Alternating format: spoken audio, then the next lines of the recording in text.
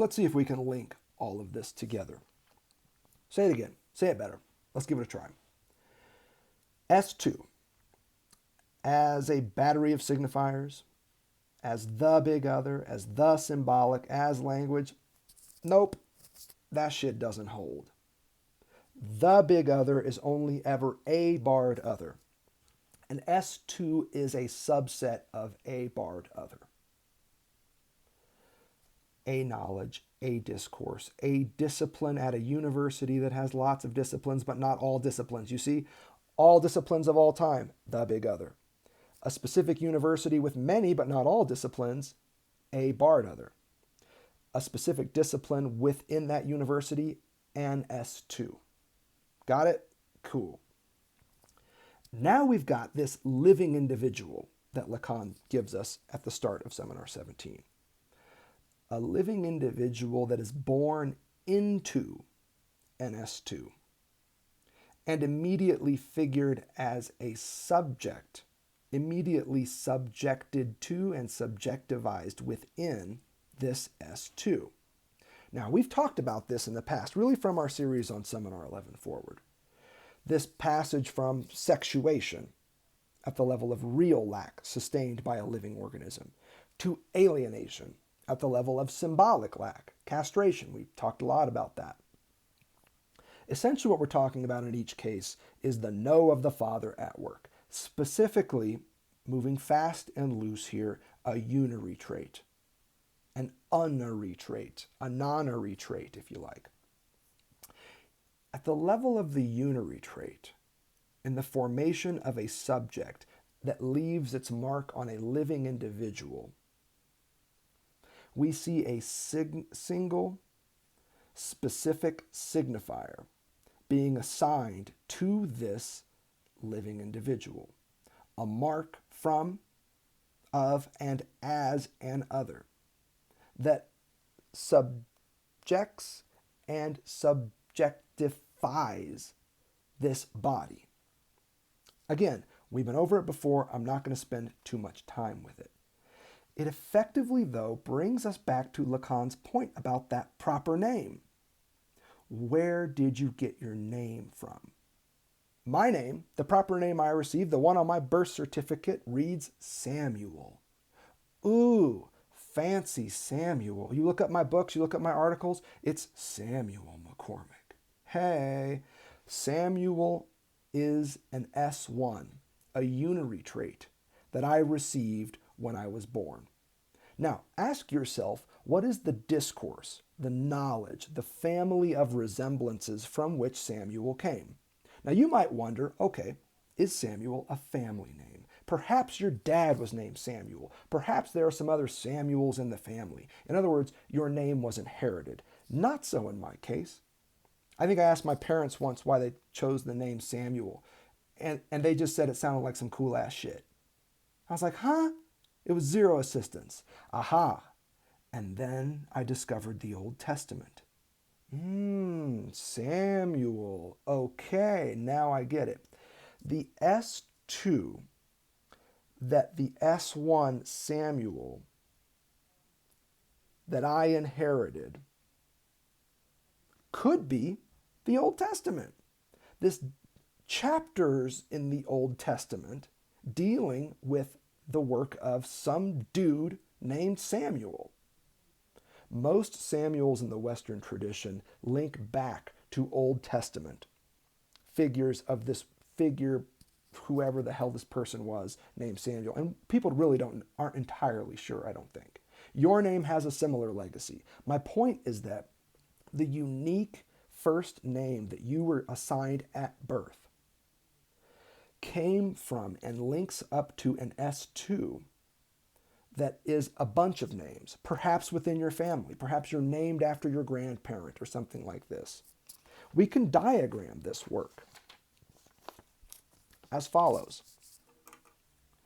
Sticking with Samuel, you might say that this is all the books in the Old Testament. Here are the ones that deal specifically with Samuel, specific subsets of the Old Testament dealing with this prophetic figure known as Samuel. Here is the name Samuel, one signifier of many in those books, being passed down as a unary trait to me. And if your name's Samuel, welcome to the club.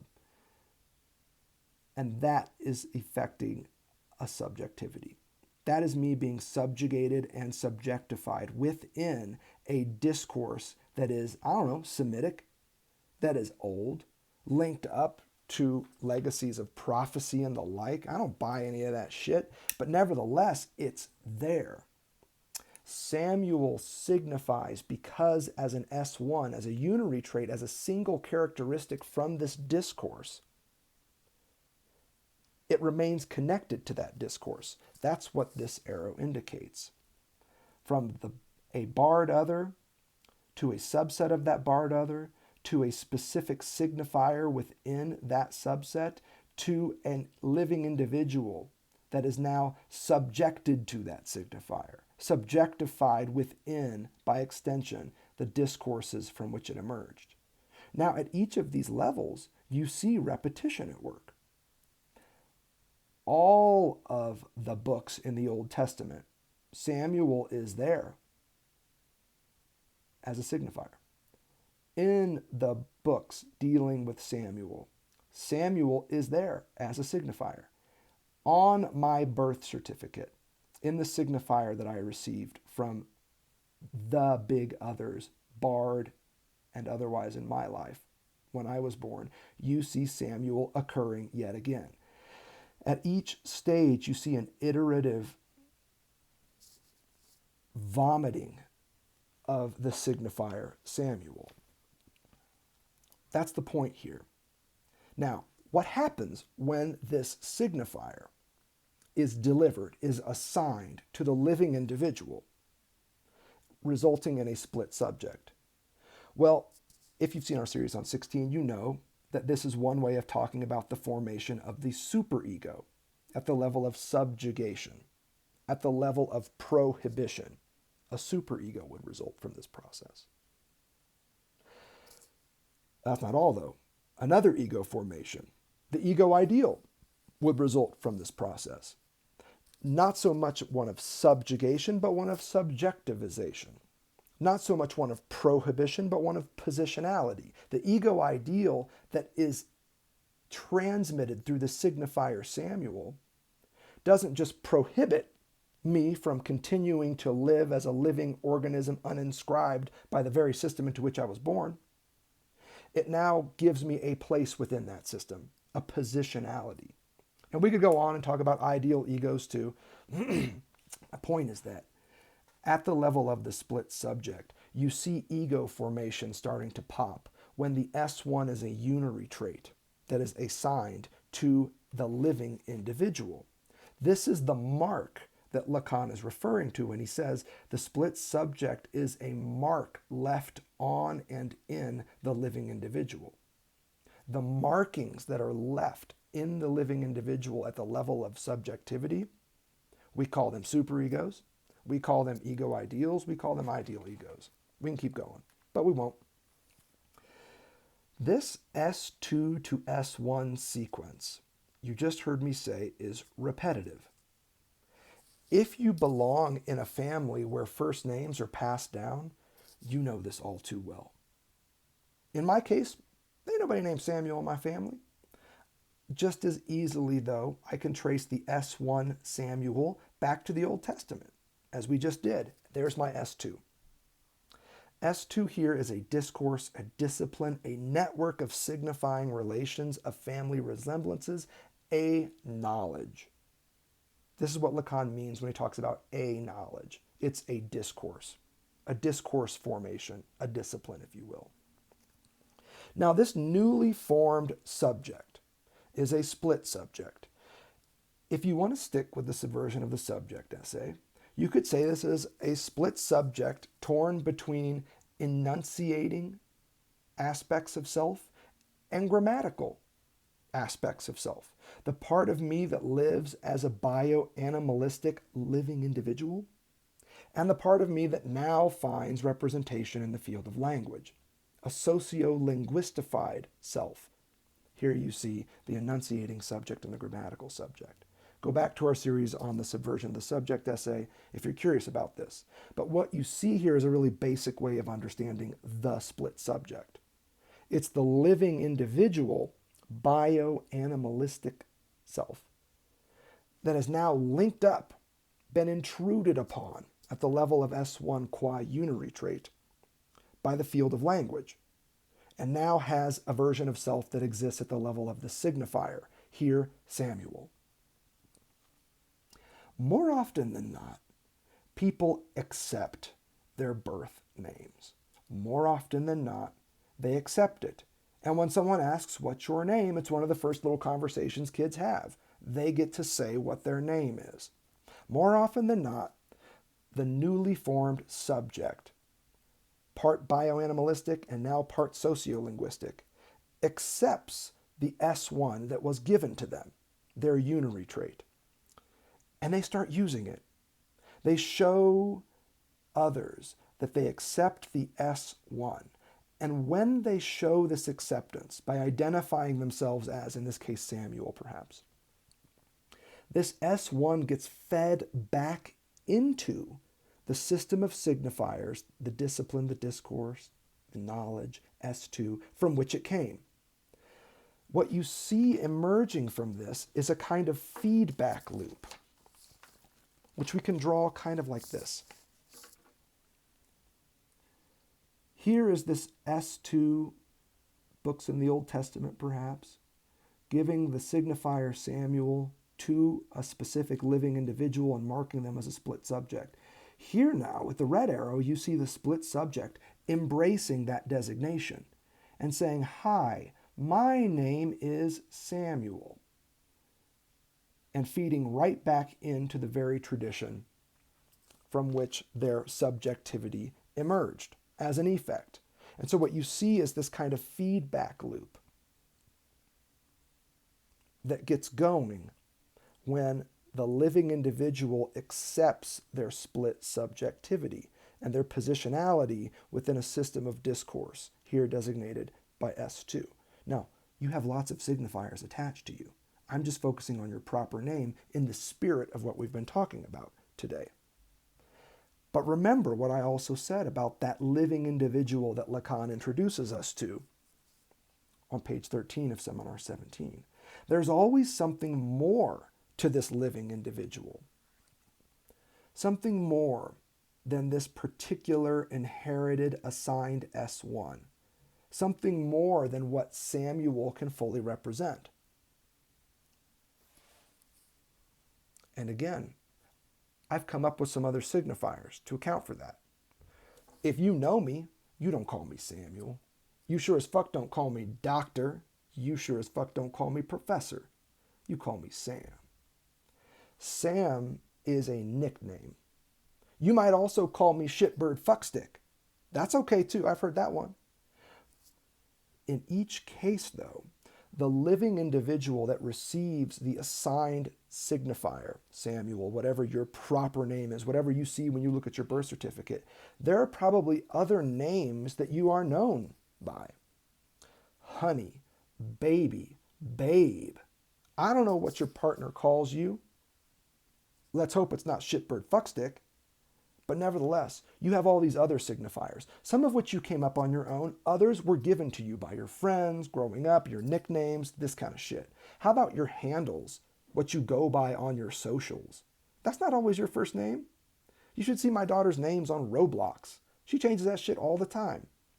I think I was playing Roblox with her recently, and her name was like Amanda Pettigrew. She's 8 years old. It's like, where the fuck you come with Amanda Pettigrew? She's like, I don't know. I couldn't think of a name. She gave herself nicknames, and she's like, and she's like, Daddy. She's like, that's my game name or something like this. She's like, that's not my username. My username is something else. I won't tell you all because y'all are on Roblox. I want you tracking her down.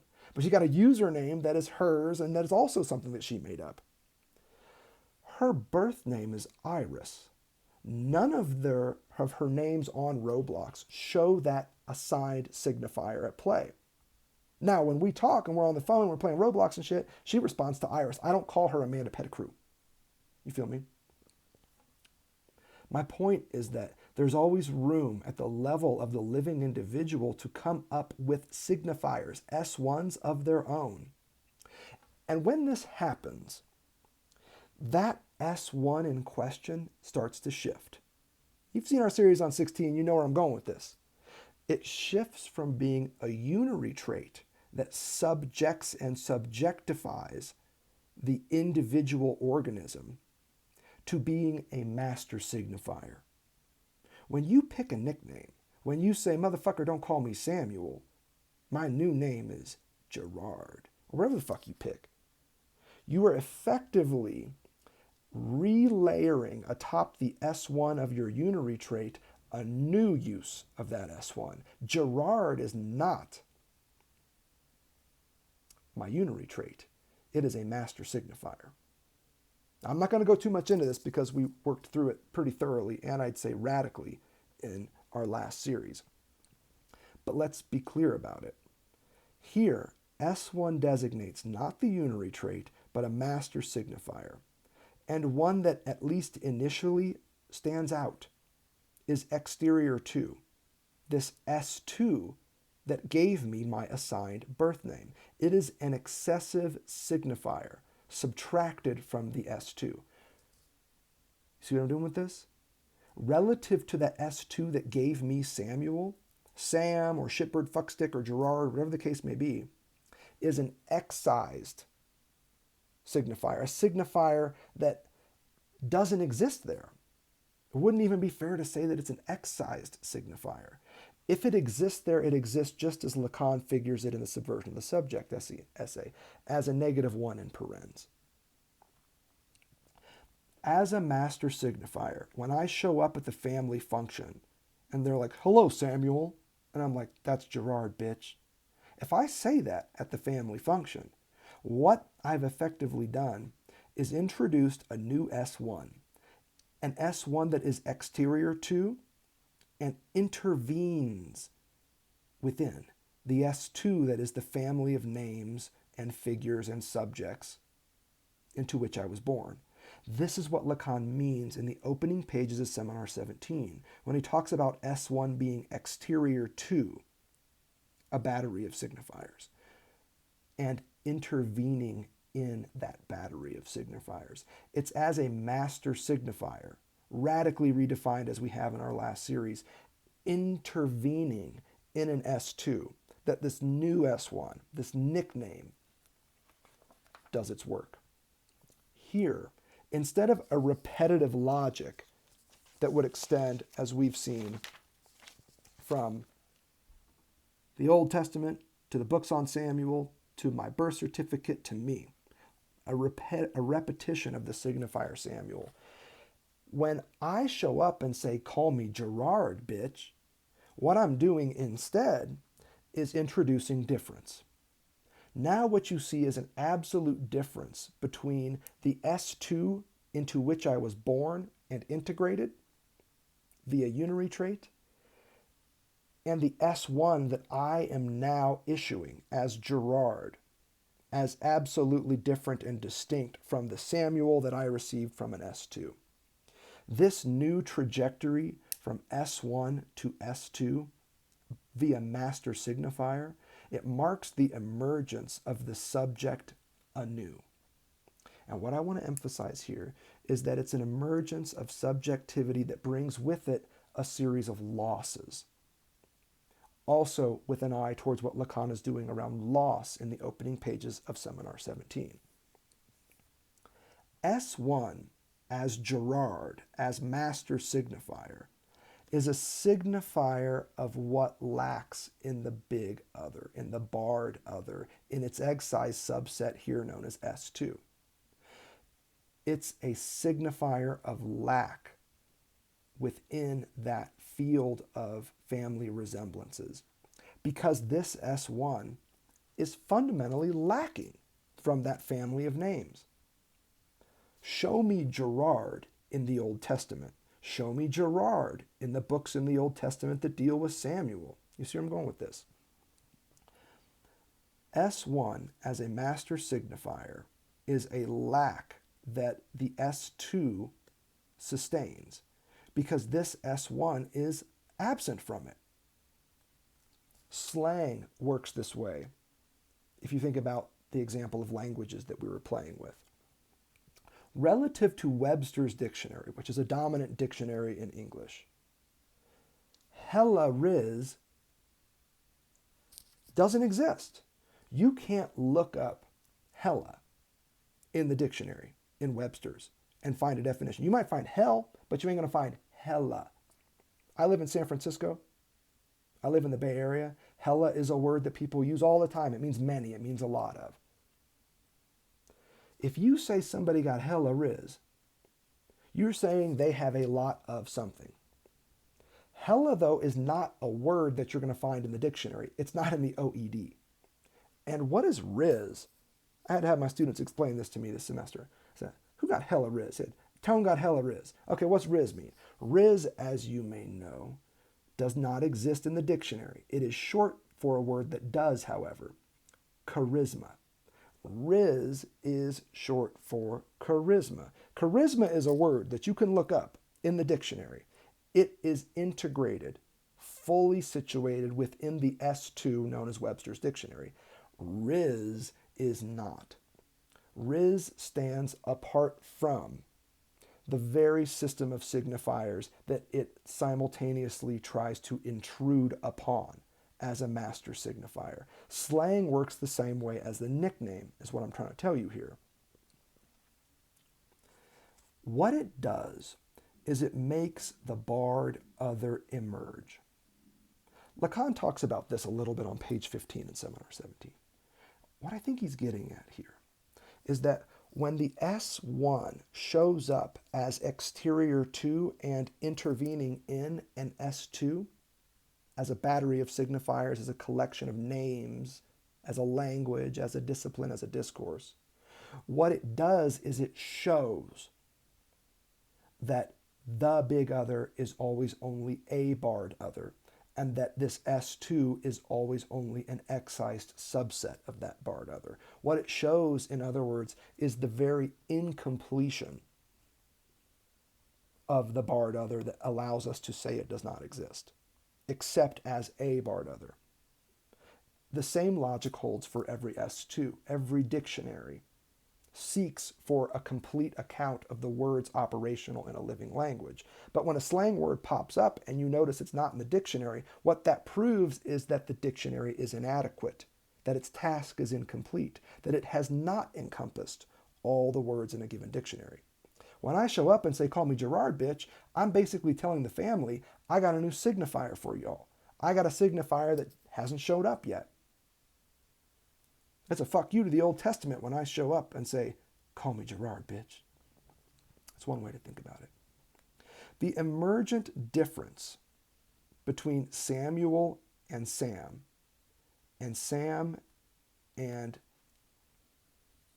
Gerard, if you want to just keep playing this out, it also marks another space of lack, of loss. A certain loss at the level of the subject, at the level of a differential relation between my unary trait and my master signifier, at the very least. Objet A, in Lacan's late 1960s thought, becomes a term for designating these losses at the level of a barred other and at the level of a barred subject. Relative to the barred other, to a barred other, a big barred other, we can just go on renaming this thing. Little a designates some signifier, some way of signifying this lack in the other. Relative to the subject, little a could be the differential relation between Samuel and Sam, the way that the subject changes as it gets restated from unary trait to master signifier. Again, we're moving fast. I apologize, but you can always go back and review our previous materials on this. We're just trying to get ramped up to Seminar 17. Don't forget it. Together, this big barred other and this little split subject in this circuit of repetition and difference with a nice big dose of loss, They form a certain structural logic, what Lacan calls, on page 19 of Seminar 17, the knowledge process. What we've been working up towards in each of these little statements is a broader diagram that you saw in early form developed in our last series, our second diagram, that Lacan refers to in Seminar 17 as the knowledge process. This is how knowledges operate, the same way languages operate. Let's see if we can come up with a diagram for this. It's a little more complicated, but I think we can walk our way through it. If you've seen our second diagram in Seminar 16, this will look very familiar to you. It's a little different, but it's still quite familiar. If you haven't, you can go back and check it out. But let me see if I can talk you through this business here. Here in the middle, in this square, what you see is the basic topology that we've been playing with. Here is the S2 that delivers a unary trait that subjectifies the living being. Here is, call it books on Samuel. Here is the designator Samuel as unary trait that results in a split subject leaving its mark on the living being that I was when I was born before my birth certificate read Samuel, you see? What happens then is, as I grow up, I can come up with a different name for myself. Let's say I want to be called Gerard. I just love it. We just stick with Gerard. It's fun, great. Let's say I want to be called Gerard. What I'm doing is I'm saying, listen up.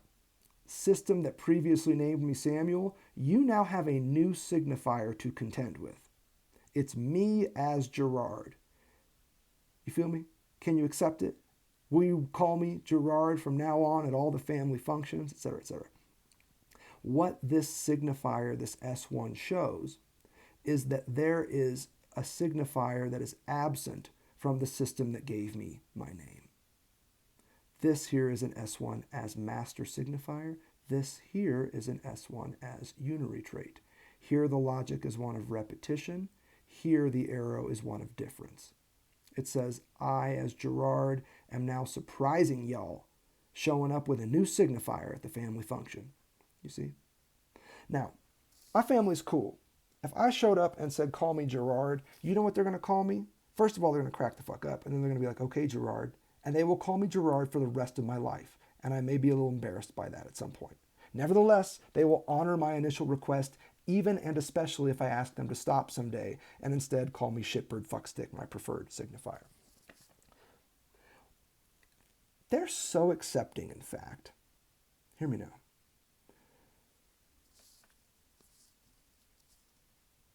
That one of my cousins would have a son and name him after me. Not Samuel.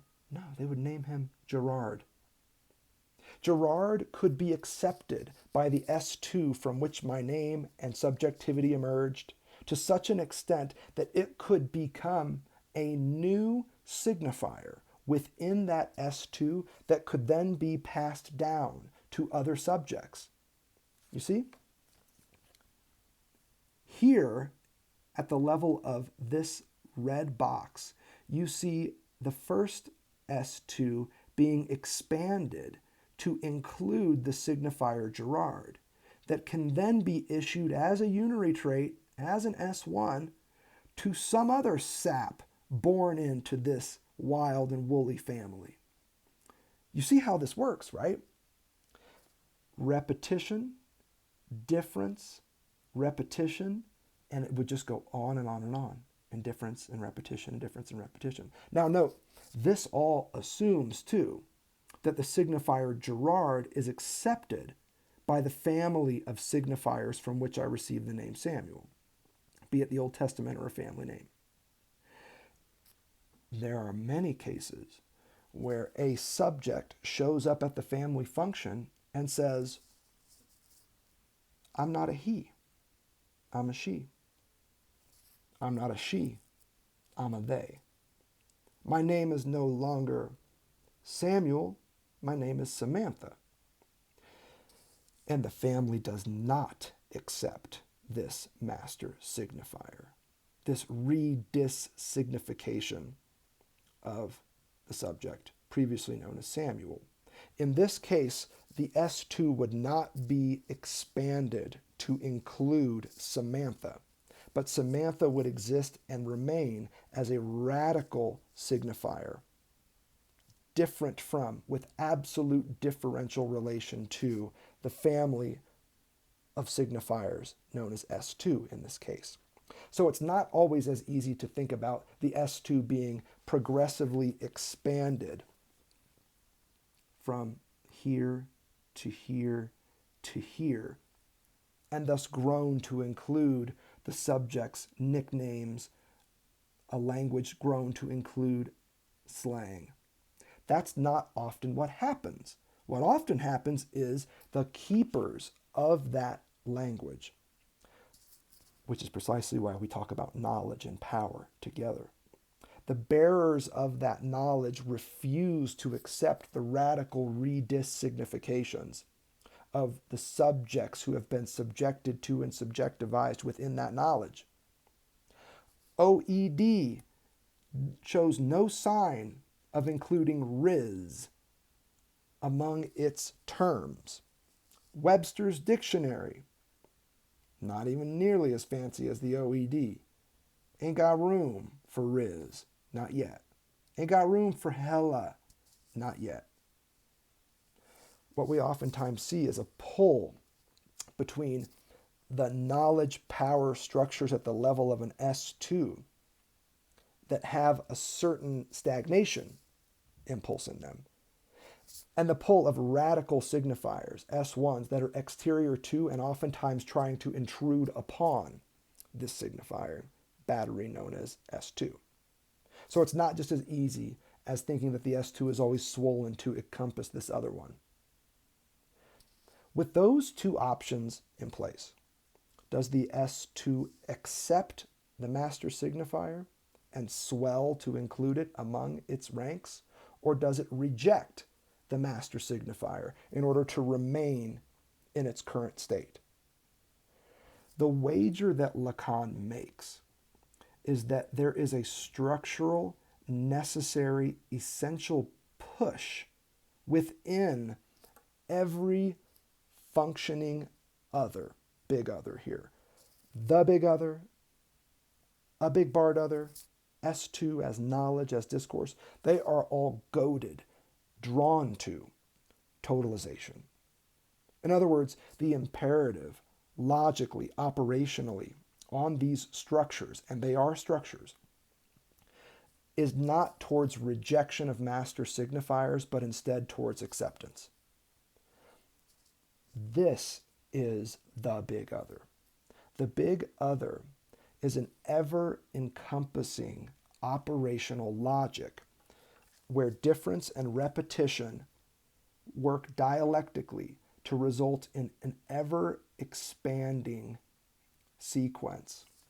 You see it at the level of S2, you see it at the level of every big barred other. They all want to be the big other, if you allow wanting to even be part of the calculus here.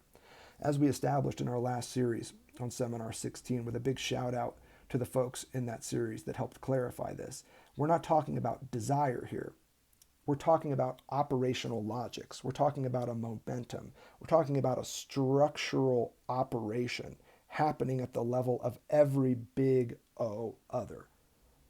Barred and pretending, always edging towards the big O other, but never getting there. The paradox that Zeno knew is also the one that the big other sustains.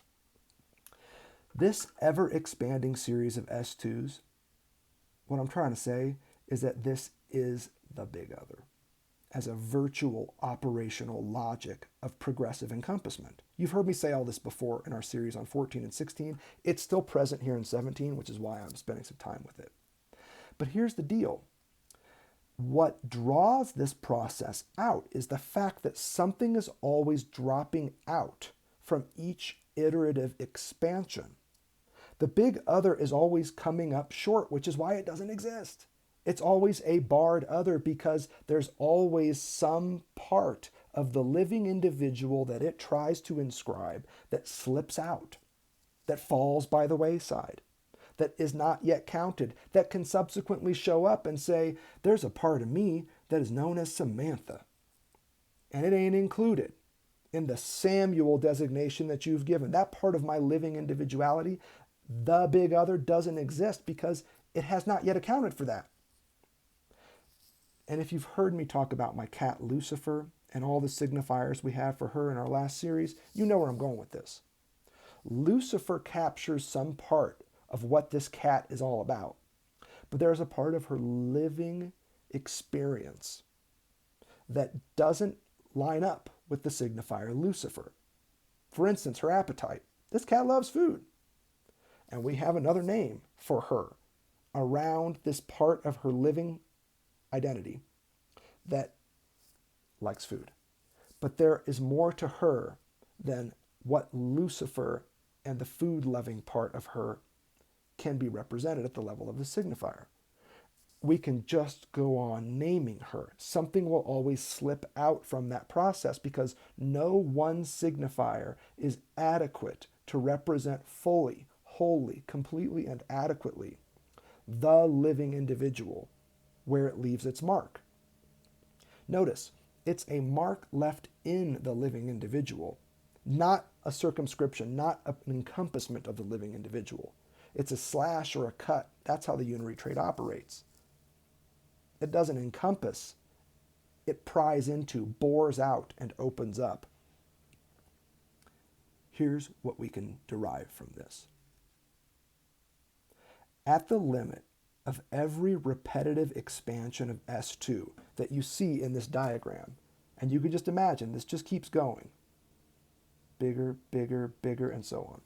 At the limit of every repetitive expansion, there is a new beyond for, quote, knowledge to work out, for the barred other, any given barred other to work out. It's a beyond which is always us, as living subjects always living in excess of the signifiers that purport to represent us. It's us as living individuals, the living part of the living subject bit, that is constantly dropping out from the totalizing efforts of any given S2 connected to any given barred other. This beyond, Lacan tells us at the start of Seminar 17, is jouissance. We'll have to see where he goes with this. We'll have to see what he makes of this jouissance at the beyond, at the limit of knowledge, when it encounters the elements that it has not yet encompassed. Whose jouissance are we talking about here? We are talking about that of the barred other. This knowledge process that is the barred other's jouissance. Its only means of approaching the structural lack around which it takes shape. This is part of what we learned in Seminar 16, is that the barred subject and the barred other both take shape around a constitutive void, a constitutive hole or furrow or hollow. And it's a hollow that signals the prohibition of jouissance. Not that jouissance was there and has then been subtracted, but it's around the prohibition against ever having jouissance that the barred other and the split subject take shape. They're split because jouissance is always in subtracted relation to them, removed from them. Not in the sense that it was there and then taken out again, but ever distant, as prohibited. The jouissance in question here, in other words, at the limit of this knowledge process where it constantly needs to expand further, is the jouissance of the barred other. Meanwhile, in the field of the barred subject, which each of us is, we find our own pathways to jouissance. And if you've seen our series on the drive, you know. If you've seen our series on Seminar 16, you know even more. That some pathways to jouissance available to the split subject are more fulfilling than others, even and especially when these pathways don't promise to fill us up fully. Hear me now. How to approach the mythical, unmarked, unrepresented status of the living individual that Lacan gives us as the site or the locus for the split subject at the start of Seminar 17. All these S1s, all these S2s, they subjectify this living individual.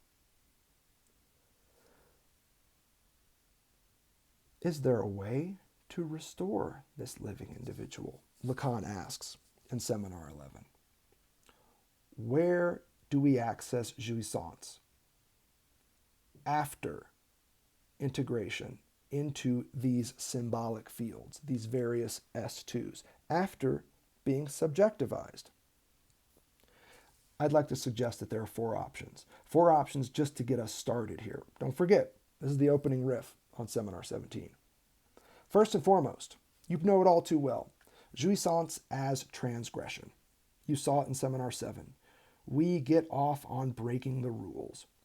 This, however, is very unfulfilling because it shows that enjoyment is completely pegged to desire and the law. No law, nothing to break, and nothing to enjoy. In other words, this type of jouissance as transgression depends upon the existence and maintenance of a social order with all of its laws and inhibitions, so that you can then break those laws and experience enjoyment. Unfulfilling. Jouissance via masochism is a second option here. Here you would see jouissance at the level of repetition compulsion, if you like your Freud. Jouissance at the level of repeating the experience of loss, of pain, of suffering. Big shout out to the Drive cartel that I've been hanging out with. You all know who you are. Really got me thinking about this jouissance via masochism. Yeah, via repetition compulsion. The way that in the Fort Da game we see Lil Ernst replaying the trauma of his mother's departure. Third, the split subject gets a little taste of jouissance via sublimation. This was a big part of what we did toward the end of our series on Seminar 16, toward the production of surplus jouissance, another term that is popping here at the start of Seminar 17, which we'll come to. Surplus jouissance via sublimation, where the losses we sustained early in life find new objects. Weaning, loss of the breast results in thumb sucking, straws, nail biting, smoking cigarettes, these new metonymic stand-ins for the breast that will no longer return. These are sublimations. We also see this, as I'm sure you know, because you've seen the series on 16, at the level of commodity consumption. I won't go into it, just to say that this type of drive satisfaction, where the drive is sublimated and made to find appropriate socially acceptable outlets in late capitalism, namely at the level of commodity consumption. I can't have mother's breast, so I'm going to buy, I don't know, some ice for my grill, a new holder for my cigarettes so they look extra long. I don't fucking know, whatever it is. We talked about this stuff. Gives us an opportunity to rethink. Jouissance, not via sublimation, not as surplus jouissance, not at the level of a little taste of jouissance, but instead jouissance via desublimation. Jouissance via the drive. Not where you're doing something with your drive, but where your drive allows you to sit there with the very lack that conditions it, the very lack that we are. This is not surplus enjoyment that we're talking about, my friends. This is what I call real enjoyment at the level of one's own body. This is also not masochistic enjoyment, but autoerotic enjoyment at the level of one's own body. Not a masochistic repetition of loss. Think back to that Fort Da game. But an autoerotic enjoyment of my own body at the level of the openings I find, the erogenous zones that are conditioned by the loss that we sustain. Every loss that we sustain opens us up to this prospect of enjoyment, this fourth potential capacity for enjoyment. So there they are. You could transgress, you could self-abuse, you can sublimate, or you can desublimate. I cue this up now because if we've got an understanding of how the barred other via S2 enjoys at the level of progressive encompassment, and always dealing with some limit, some beyond any given instantiation of that operation, it's also important that we want to consider how at this point we can talk about the barred subject's access to enjoyment. These are four for us to consider, one of which, surplus enjoyment, remains on Lacan's horizon here at the start of Seminar 17.